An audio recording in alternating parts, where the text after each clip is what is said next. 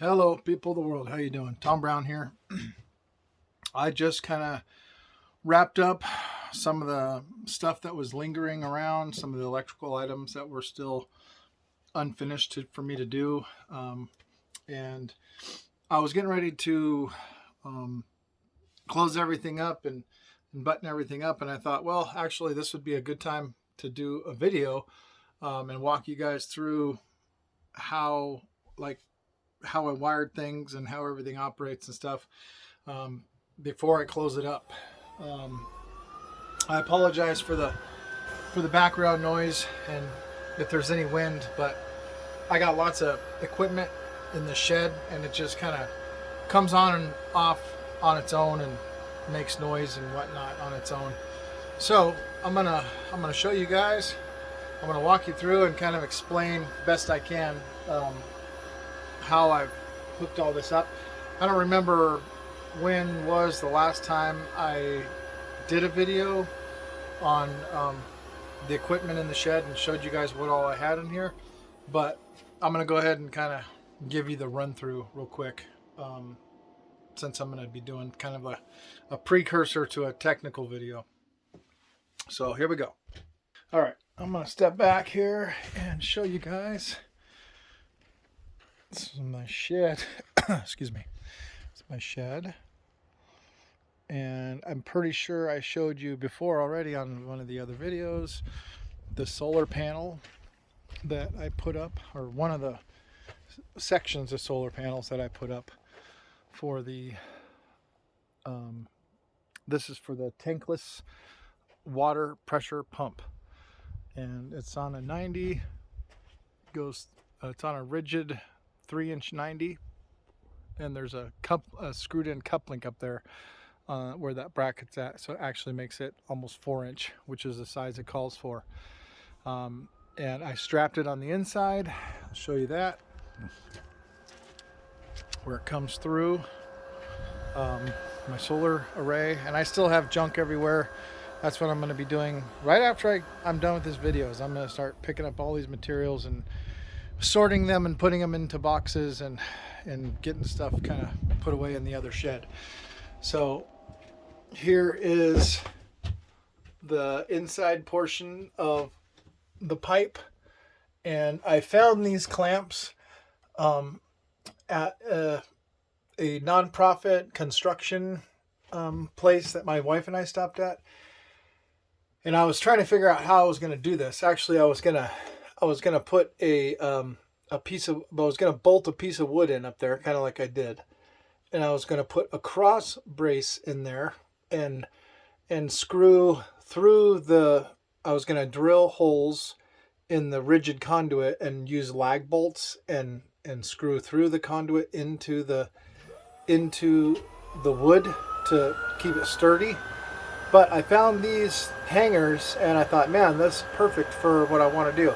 So I put in the cross beams, or I put in 2 layers of 2x3 boards, screwed them together, and I got some big old heavy duty lags going up into the actual trusses that are in the ceiling. So the wood's sounding pretty sturdy up in there. And I stubbed the pipe through and secured it with those clamps. And after that, I mounted the solar bracket and panels to the solar array bracket, and I stuffed the low voltage wires, DC wires, down through the top of the 90 to make it clean and neat, so you're not seeing wires and having wires hanging everywhere. And then I put the conduit in, and that only goes inside about, I don't know if you can see it, but it goes up inside there, I don't know, 8 or 10 inches or something like that. And I ran it along the ceiling and over through there, down through the top of that shelf, down through here, and I got the wires coming out right there and down into the bottom of the controller. So those are the DC wires that come in from the solar array that's feeding this control box. And that control box is the controller that feeds, that charges the battery bank. And I moved the battery bank into this shed from where it was before. Let me move my tool bag and I'll show you. Okay, so here's the battery bank right here. And I'll move this guy. I'm just going to make a little shelf out of this because there's nothing but batteries there, and they're pretty heavy duty. So I figured, you know, I can stack stuff on here if I need to, just as long as I cover it with a board that's non-conductive, so nothing touches the connections on the batteries. But here's the battery bank. There's 8 of them. There's 4 down here, and there's 4 on the little shelf. And I was trying to stack them all up like 2, 4, 6, 8, like that, so they only stuck out so far into the room, so make more room in here. But I mounted this stuff a little bit too low to put 4. You can see how tall it is there. That's 2 batteries. I would have had 2 more, so it would have ran into this equipment here, and I didn't really feel like repiping this stuff and moving everything, so I just did 4 and 4. These are the jumpers that came with the kit that connect the batteries together, so they would go from the positive side to the negative side of the other battery. And because they weren't long enough to stack them up on top of each other like so, I had to make my own cables, which I did with these crimps here, copper crimps, and I got 4 DC wire, and DC wire is just it's like it's finer threaded individual strings of copper inside the cable, which makes it really flexible instead of being stiff and rigid like the regular type of house wiring or wiring that you would run through conduits and things like that. So anyway, it worked pretty good. It's real flexible conduit. Real flexible wire, and I think it turned out nice and clean. And these are the wires that come down from the array. I kind of I zip tied them and made them nice and neat, drilled holes through all the plywood to keep everything tucked away. I had to put those crimps on too on the side. So that's it for that system, for the tankless pressure pump. The wiring comes out of the bottom of the controller here, goes through this J box, runs around the horn, around the shed, and it actually runs through the panel box, through this box, through this box again, into here, which is a 220 volt plug, dedicated plug for the pump. And this is actually what you hear coming on and off, is this guy. And it works really well. I have really good water pressure. And I've explained kind of this thing before on other videos, how it works. But the reason why you hear it coming on and off every few minutes is because our reverse osmosis water filtration system that we have inside of our house, it kicks on and off by itself automatically, and it trickle fills itself through the filter and stuff like every few minutes until the little tank is full.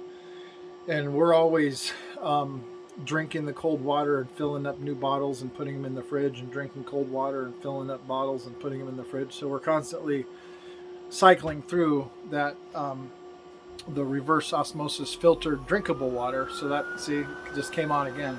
So it comes on and off and on and off every couple minutes, because the reverse osmosis system little valve opens and closes on a continuing regular basis. So that's what that noise is. But anyway, I'm going to put this shelf back up on here, and I'll go over some of the other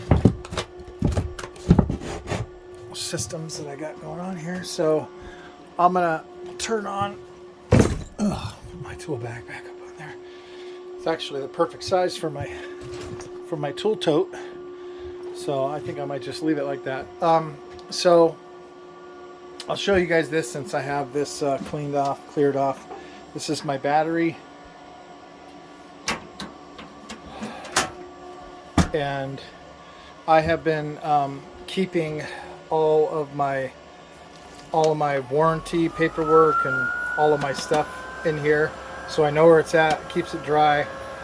The only thing I have to be sure of is that any metal parts, like these keys right here, they're in a plastic baggie. And there is a kind of a binder in here that has a metal thing on it. But as long as I keep everything away from these two connections right here, positive and negative, for my battery cables, we're good. I just put all the stuff that's for the battery and for the Solarc controller in the top of this. It's just a convenient little place for me to keep everything and keep it dry and out of the way and locked up, because I can lock this thing with a set of keys. So anyway, it's my battery. All my paperwork is in there. This thing has been working pretty good.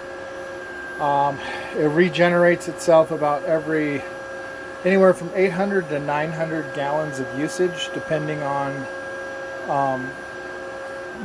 on like what time of day it is and when it wants to regenerate. If it's down to like, it knows that we use over 100 gallons a day. So if it's down to like its last 100 gallons before it regenerates, it'll regenerate early, because it does it in the middle of the night. So it won't save it for the next day, when we'll go past the buffer zone on this thing. So it's pretty efficient. It's pretty accurate. I've been keeping track of it. I've been actually writing down a little log every time it regenerates. I've been writing it in this little book right here, so I can keep track. And excuse my chicken scratch. Every time I go to do this, I have to find a different pen or pencil. But I've just been writing down the dates of when it regenerates, what the total volume of water is. That way I can calculate exactly how often it's regenerating and how much water it's using to cycle through and regenerate itself, and how much water we're using, because it actually works as kind of like a water meter. It tells me exactly how many gallons it uses between the last generation and the next generation. So all I have to do is a little bit of math, and I can figure out on average how much water we're going through on a daily and weekly basis. I put the AC in. I wired it in dedicated circuit to my smart load panel. The smart load panel, it gets powered up when there's extra juice being created by the array. See on there it says smart. It's kind of lit up. I don't know if you can, kind of hard to see that. But anyway, when the array is creating more power than we're using, it switches on the other busing to turn on this panel to power up additional stuff that's just like extra, that's not really mandatory. And so far it hasn't gotten up too far over like 90 degrees inside the shed here. And the operating temperature is around 100 and, let's see, what does that say? I gotta, getting old sucks. I gotta put my glasses on in order to read this. I could probably read it with the phone. I mean, yeah, with the phone screen. But you see here it says ambient temperature negative 25 to 55. So it's 100 and that's negative 45 to that's the D rating. So 113. So it's good to operate all the way up to 113 degrees, which is, I don't think it'll ever get that hot in here except for those really, really blistering hot days. So I've actually been leaving that off. Because what it's doing is it's kicking off the inverter, because there's only one item hooked to that panel, and so it's unbalancing the busing. It's unbalancing the power. There's more power being sucked out of one phase than the other phase, and this thing has a whole bunch of safety features built into it, and it'll just automatically shut down if that happens. So it'll come on and it'll run for a while, and it'll get really nice and cold in here, but it'll every now and then it kicks all the power off, and when it kicks it off, it kicks all the power off. So all the clocks have to be reset inside the house and all that. So I haven't really worried about it because it hasn't been that hot, but I will when I have time, I'll get my meter out and I'll do some load testing, and I'll balance the load so I can use this. Either that or what I might do is I might get a 220 volt air conditioner that's the same size that will fit right in the hole that I already made in the wall. And if I go with 220, it'll automatically be balanced because the power is being drawn off both A and B phases. So that's more than likely what I'm going to do, because that thing's old anyway, and it just, I don't know if I want to monkey with it. But anyway, back to this. Here's the tank for. Looks like I gotta add more salt. So it just regenerated last night again. So I have to. I gotta add more salt in here, and sometimes you gotta get in here and kind of swish it around and make sure that it's not there's not like a layer of hard crusted salt on the top when there's water underneath, and it just dissolves underneath and is like floating like a crust. So every once in a while you gotta open this up and kind of push it around, squish it around, and stir it up just to make sure it's not getting crusted like that. And this is about half full right now, so I need to add probably maybe a fourth of a bag of salt granules in here. So I'll show you real quick before I go through the water system. I built some shelves in here. You can see the ones I built for the battery bank there, and I know it's crude. This is all just leftover wood and lumber and all this plywood that you see here and here, and all of it is the packaging that came with this battery, because this battery came in like a wooden box, and it was real thick.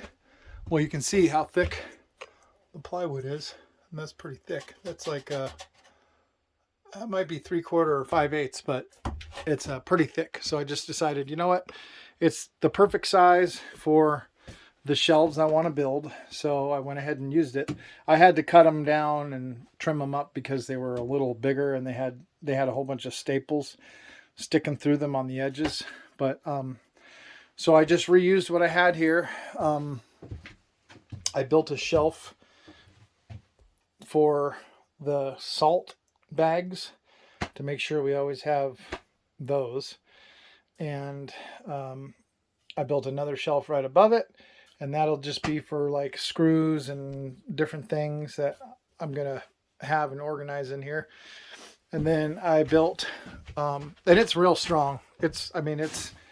I was sitting on top of that and kind of bouncing up and down to make sure it was sturdy enough. And I'm like almost 200 pounds. So it's good enough to hold any sort of weight. And I screwed it into the ceiling, and into the floor. This has got a 2x3 going all the way up from floor to ceiling. And then so it's real sturdy. It ain't going to go nowhere. And then I figured I would do something up above because kind of just wasted space up there.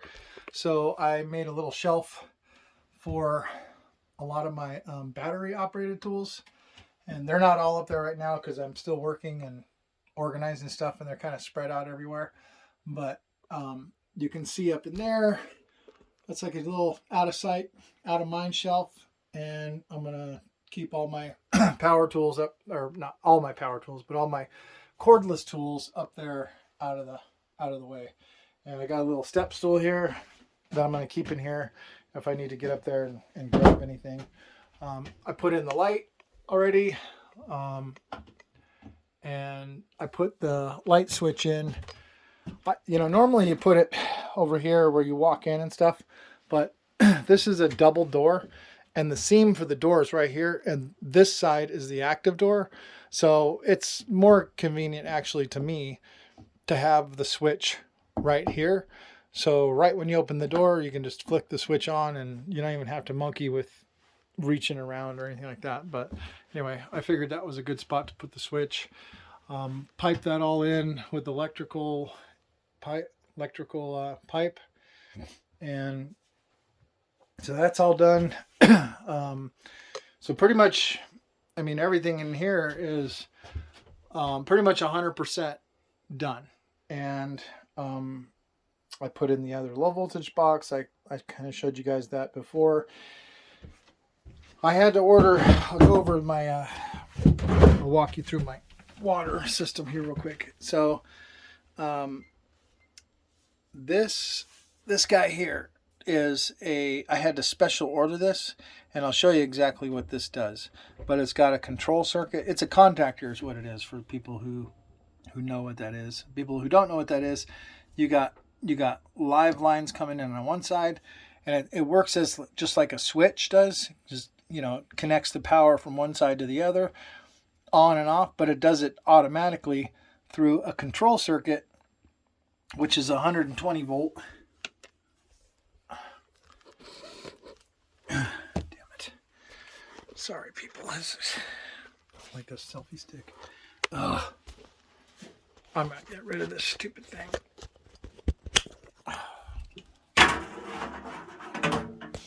Anyway, so there's a control circuit there. And when that control circuit here gets energized, not that one, this one in the back. When that control circuit gets energized, it opens the connection between here and there. Normally on most contactors, it's normally open, and then when the coil gets energized, it closes it as it makes the connection between the two. But I have a normally closed contactor, which is why I had to special order it. And its purpose is it's normally connected. These are normally connected all the time until the coil is energized, and then it disconnects. And I'll show you the reason why. Sorry about that. It might not have been a good picture what I was just doing, but I'll show you the reason why I had to do it like that. Let me turn this breaker on for the well pump, the control circuit. That one right there. So I'm gonna walk you over here to the well.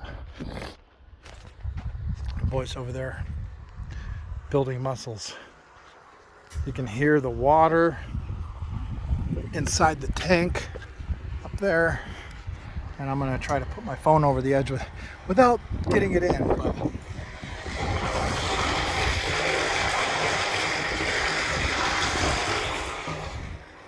hopefully you saw that. I don't have a ladder set up over here, but I do have a ladder set up on this one. And hopefully you can hear that. But I have that tank right there is where the water is filling up. And I have the oversized pipe in here now, the 2-inch and 1.25 inch. So there's plenty of available volume for the water to drain into this tank without overflowing out of the top of that tank.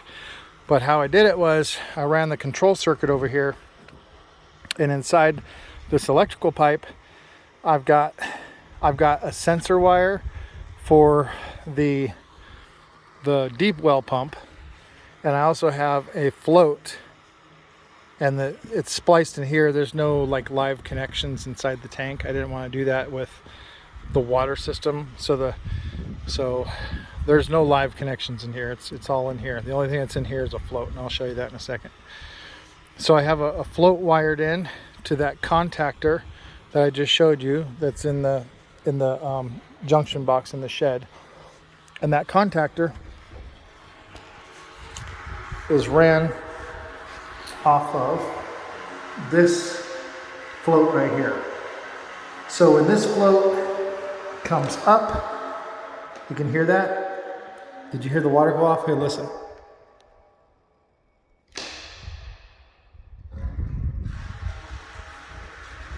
I don't know if you can hear that on the video, but that's the water coming on because I just dropped the float, and I'll pick it back up.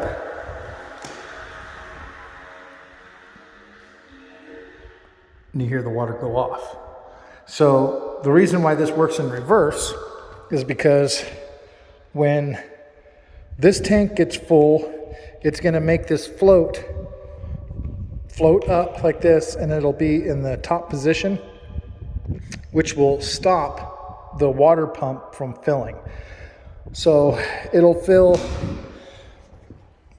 the upper tank, this tank full, and then the secondary tank all the way full before it shuts off.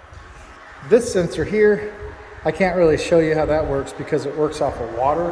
When the water gets between the little inside diode and the outer shell, it turns off. So I have two ways of turning the water off. One with the pump from the water, that's the electrical pump that's pumping all the water from the tank over by up there by the wellhead through this first holding tank to the secondary holding tank. And then also when this tank gets full, it'll also tell the deep well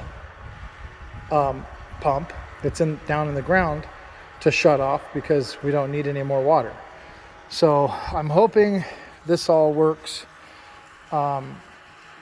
the way I designed it to, and I've gone over and over and over, back and forth, and I had a little bit of trouble with the amount of volume that was filling up over there and trying to drain down into this tank, and it was overflowing over the top out of that lid. But I think because I added the secondary 2-inch pipe here, that I'm not going to have that problem. So we're going to see how it works. We're getting ready to go. My kids' last day of school was today. Oh, hang on.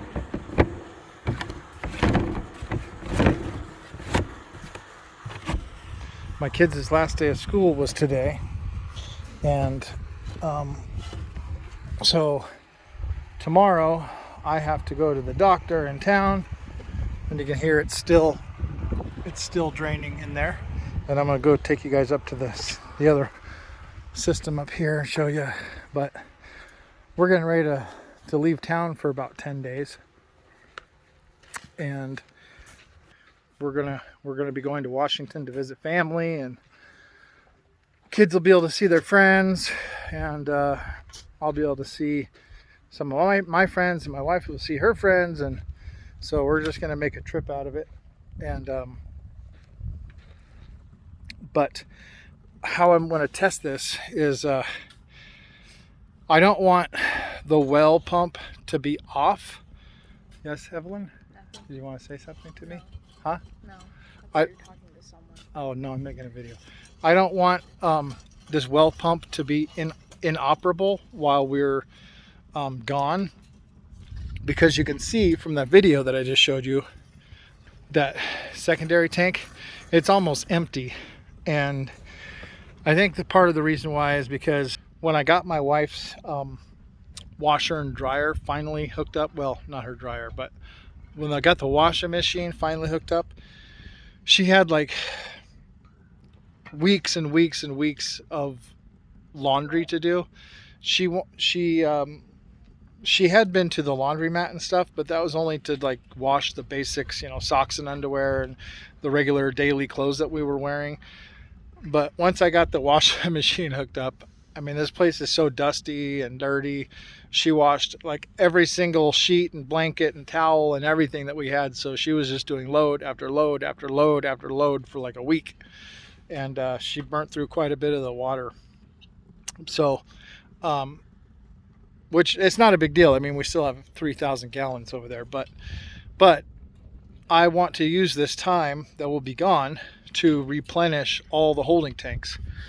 Since we're not here using it, I want it to continue to fill and to operate while I'm gone, because the well every day creates a certain amount of water, and by the time we get back, it'll probably stop working before we get back. But so by the time we get back, it'll definitely be all the way all full. So that's why and not only that, but now that I've done all this, you know, I'm going to come out and check the water every once in a while and just kind of keep an eye on it, but I don't have to do anything now. It's all automatic operation. The well the pump will come on using solar energy, and it'll fill this 1,200 gallon in-ground cistern tank. Once the cistern tank gets full, the float inside of there will come up and it'll turn on the pump that's inside this tank, and it'll pump the water down. It'll empty this tank out and it'll pump it all down and fill up that tank there, the first one. Once that one gets full, it'll drain into this tank, and this tank will fill. Once that tank's full, then those floats that I just showed you will shut the system off and it will not operate anymore. So this tank will be full and those two tanks will be full, and it'll just continue to operate like that. And so, which is the way I want it to operate. And there's two safety floats in here. There's a lower float inside. You know what? I'll just show you here. You know, I'll show you the wiring. So I know it's a little packed, but so we have one set of wires. Yes. Just put it on the porch. Okay. So this set of wires goes to the float, the high tank float for the well pump. So if that float gets all the way up, it'll tell the well pump to stop running. But I wired it and installed it in a way where it will never, unless something's broken and like the pump just doesn't work or whatever, say the pump in this thing breaks, or the breaker trips or something like that, and the pump doesn't come on, there's a float inside here that'll automatically turn my deep well pump off if the float comes all the way up to the top position. And this other one, the power comes in, the 120 volt power comes in from the shed, from the breaker, actually from that J box that I showed you, and it feeds down through a bottom float. The power goes through the bottom float and back up to the top float, through the top float to the pump. So how it works is, if the bottom float is down, I like the way that pretty cool, huh? This thing, it automatically turns and is flexible, so I can pull this off when I need to. But so when that bottom float that you can see, this bottom float down there, I don't even know if you can see that, hopefully you can, but there's a little black bottom float that's attached to the well, pump. Actually, this is a sewage pump, so it's connected to the sewage pump, and if that pump has to be up in order for the power to come up to this pump, to this float, and then to the well, or, oh man, I'm sorry.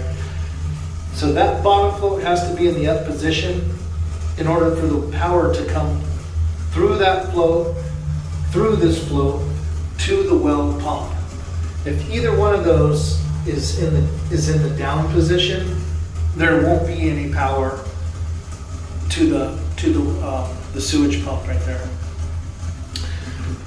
This pump right here, this float, is the safety float for the well pump that's down in the ground. So if this thing comes up, it's going to shut off the well pump that's down in the ground. And I did it like that as a safety precaution. So if something goes awry, the pump that's down in the well won't continue to pump if there's a problem. And I think what I'm going to do also is I'm going to wire in like a little low voltage like light, warning light or something, like a little bell. I might actually put in another float to go right along with this one. That'll be like a buzzer or something that'll tell me, you know, it'll buzz and you know, like a little alarm that'll tell me that there's a problem. So I left slack on this float right here, so it'll you know, it does, so the pump won't come on. The less slack there is on the line, the more often the pump will come on and off, because you know, the water will fill a little bit and then it'll pump down, and it'll fill a little bit and it'll pump down. I want it to fill most of the way in this tank before, I mean, it's a pretty big tank. It goes back there pretty deep. It's 1,200 gallons, so I mean, it's pretty big. And I'm gonna have to throw something in here. You can see how the water is kind of green. It's only been like that for a couple of days because what happened was I had the cover off of the panel because I had the extension cord coming through the top of the lid, because I had these wires hanging out. Oh yeah, you can just, so there's my it just kicked on by itself, my deep well pump. So I'll show you how this works here. So that's my deep well. It's pumping water up from the well. So if I lift this float,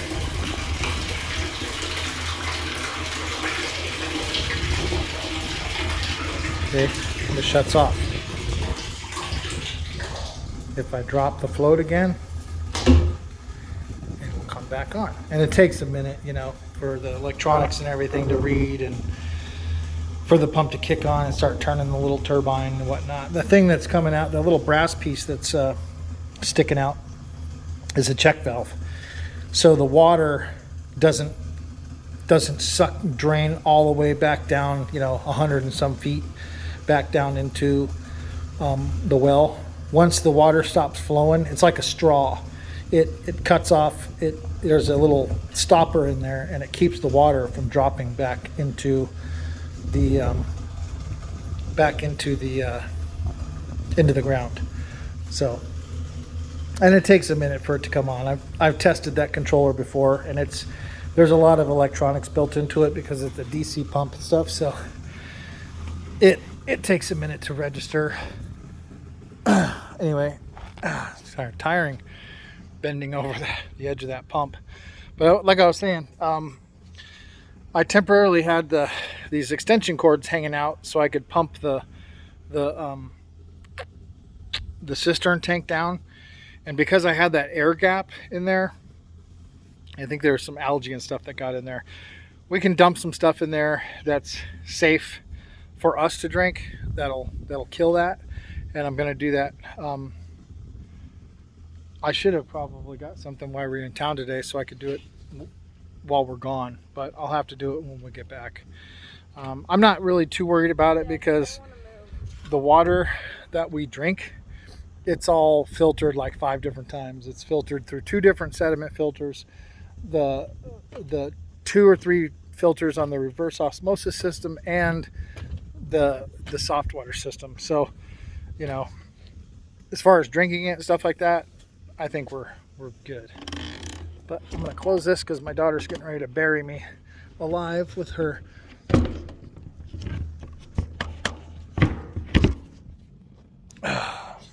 They're filling in. Oh gosh dang it, sorry people. They're filling in the trench that's been opened up in our yard for weeks and weeks. And my daughter and our granddaughter are coming. They're gonna be here the day after we get back from Washington. We're flying them into Vegas and we're picking them up. But I didn't want to have open trenches out here for the 4-year-old baby. So the kids are arguing and figuring out who's backfilling and who's not. So anyway, okay, so that's kind of a rough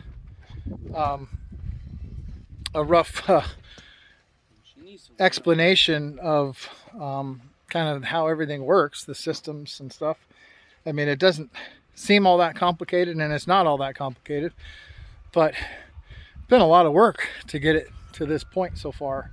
Well, you know, being just one person, and I got a little help from my kids and my wife, but you know, most of the heavy lifting and the hard work I've kind of done. So it's just been a slow go. But you know, it's been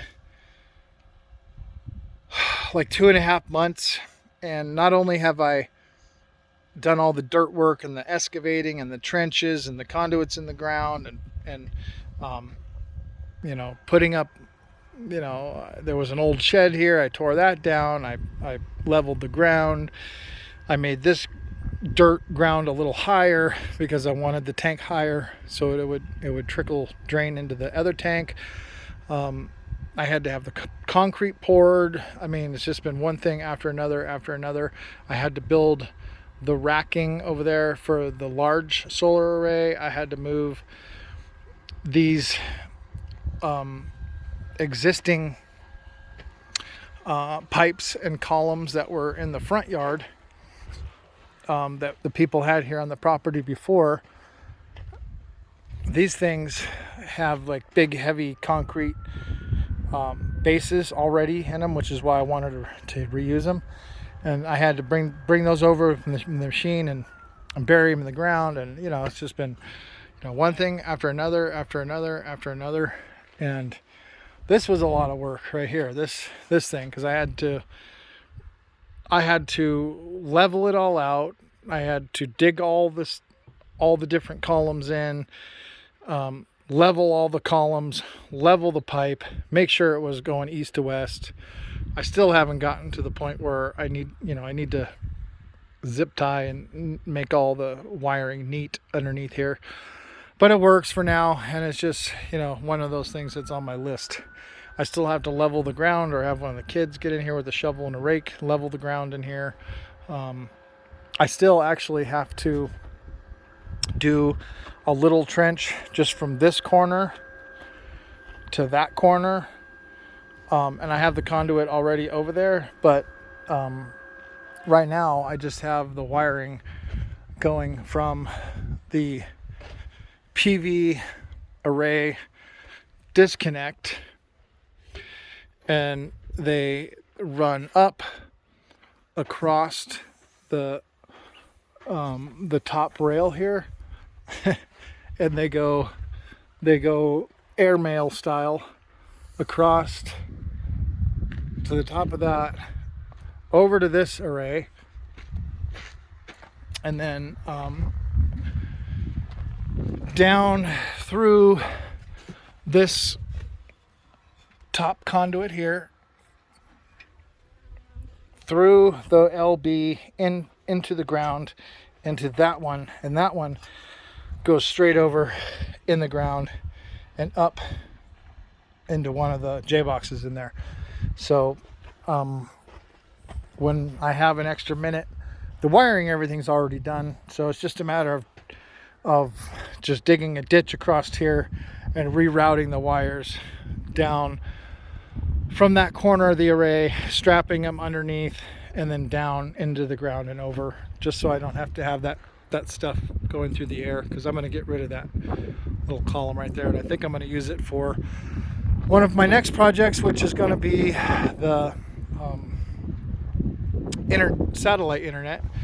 And before we leave tomorrow, I'm probably going to order the Starlink, because we have Starlink in this area, so I'm going to order the satellite, and that's probably what I'm going to use that for. Yes, Evan, what? Is that good? Hang on a second, I'll tell you in a minute. Okay, I'm just about done. Okay, so anyway, so that's that, guys. I have a mess to clean up, but otherwise I'm going to put a couple covers back on here and close things up, close up the water tanks, close everything up tight, and pick up my mess, and hopefully this thing will, all this stuff will just work automatically from here on out. So I'm going to continue to improve little things here and there, and little tweaks that I want to do, you know, continually. But so far, I mean, the water system, the solar, the main solar, both arrays, the water pumping system, the filters, the soft water, it's all done. It's all operable and ready to go. If I have to leave, if my wife has to be here while I'm out of town alone, she shouldn't have any problems. If she does, we do have a generator that is going to be a brand new generator, because the brand new one I bought was having problems, so I returned it. And I got a brand new one, and it's still in the box. We haven't had to use it because our solar's been good enough for us. But we have it if we need it. So that's like a backup. So you can see how everything works, and I will make a more technical video than I just did after I have everything cleaned up and I come back from Washington and I got all these trenches done and backfilled, and I actually have a day where I can kind of go over the specs of everything. I'll do that and kind of tell you how everything worked while I was gone, because I'll have little notifications on my my inverter, and it'll tell me if the power went out, if something was sucking too much energy, how much was created every day and how much was used every day, and all that, how much water went through the filtration system. So I'll have all that information when I get back, and as long as there's not like a flooded yard when I get back, then everything will be good. Okay, so you guys have a good one. Bye for now.